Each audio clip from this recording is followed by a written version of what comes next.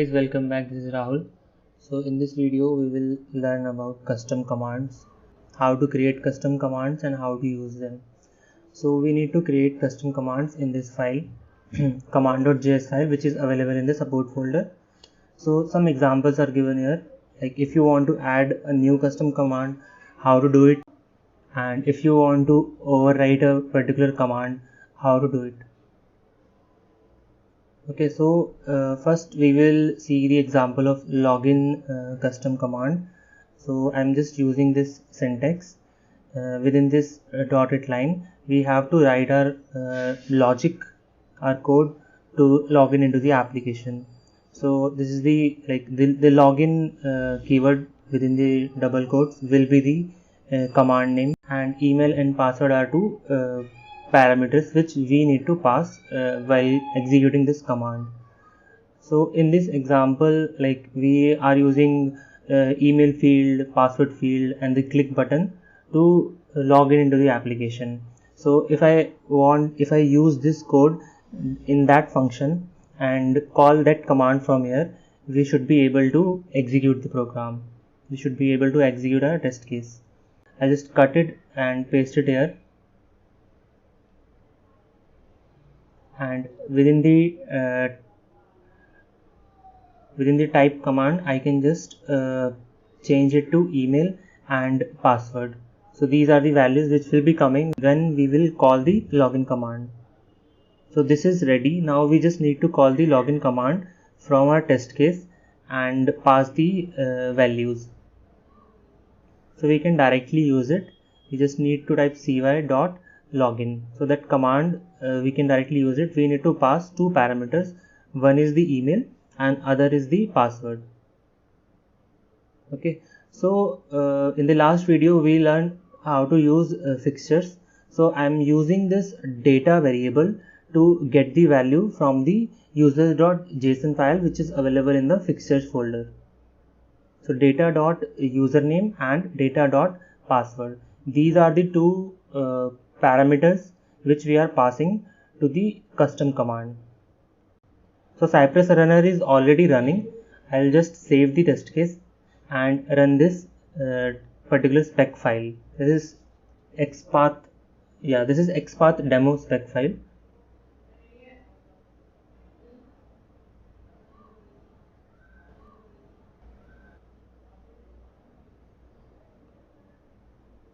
So you can see the page is loading.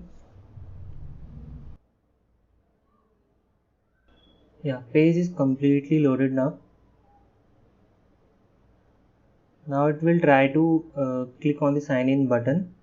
It clicked on the sign in button and we are on the login page. Type the username and password and click. It is working fine. You can see it entered the username and password ABC and 123 in the username password field. So it is working fine. So this way we can reuse this command again and again in our test case. We don't need to type the login code multiple times. We can use it like this. Let me show you one more behavior. Like if I want the text of this sign in button or any other component for that matter, we can create a custom command to get the text of the element, and like earlier we were using like this. We need to give the element, then we will use the then method, and using the then method we need to create a callback function and then extract the property. So now we can just create a custom command to get the text and print it on the command log. So I'm just naming it here first, then I'll create the command. So I'm naming it cy.getText. So this will be our method, our custom command to get the particular text. So as you can see, the properties for this sign in buttons, the locators are available here. You can see ID and name both are available. So we can pass the ID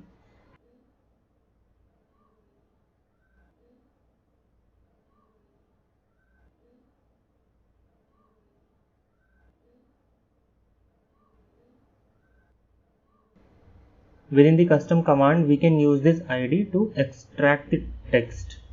So I'm passing it like this.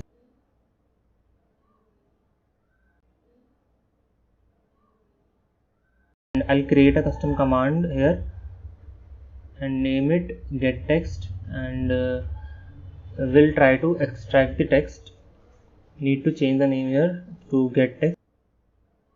So instead of these two parameters, we just need one parameter, and I can name it locator. We are passing the locator from the command, and we will use this locator to get the text.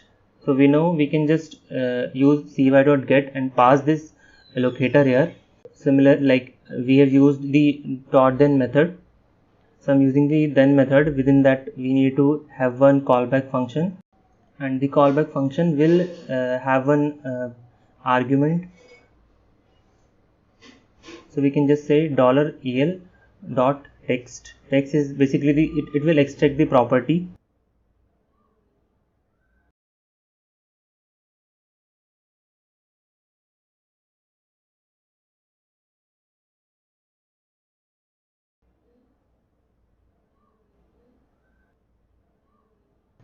So I've saved the test case. It is running. So let's see if it prints the sign in text on the command log or not.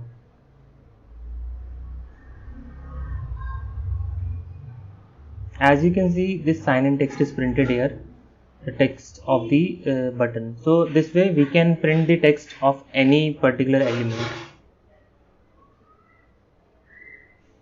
Similarly, suppose we want to use assertion, and we have to we want to compare the text. So we can create a particular custom command to compare the text of element.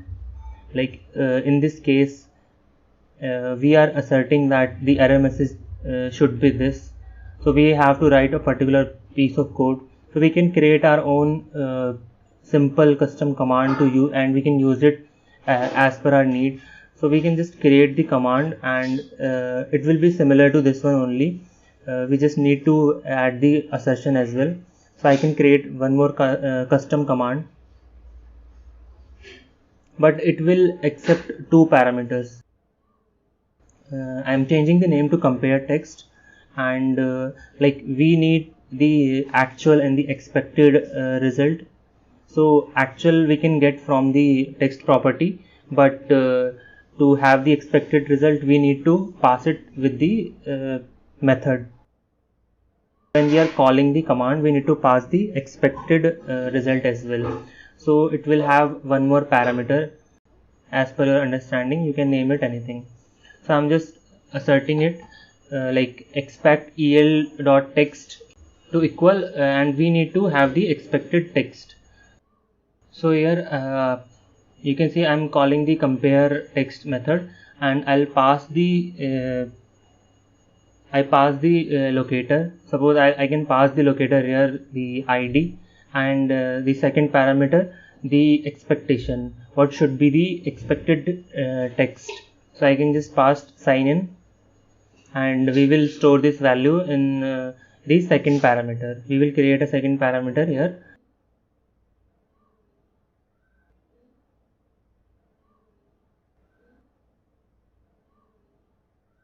I've named it expected, and I can use it in the equal condition. So this should assert that the text of the sign in button is sign in. So we can just call it simply here, and we just need to pass the locator and the text. So this will print on the assertion will print on the command log whether it is passing or failing. So let's just save it, and let's see. Okay, there seems to be some issue with the bracket. Okay, so I've fixed the code, and yeah, it is executing. Okay, so it has printed the sign in, but it is not, the assertion has failed. Okay, it is failing because there are multiple let me show you. If I go to the sign in button, you can see this, within this span tag there is too much space, there are too many spaces available. So we just need to trim the text so that it can match.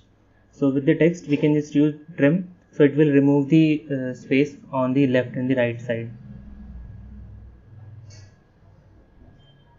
So let's run it again.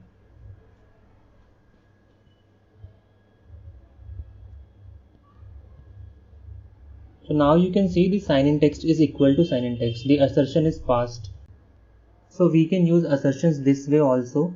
So we have like reduced our code to a certain extent, but it is not recommended to use to create custom commands for each and every action.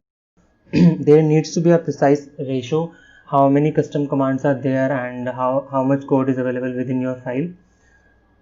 So in this video we learned how to use custom commands, how to create custom commands. Thank you guys.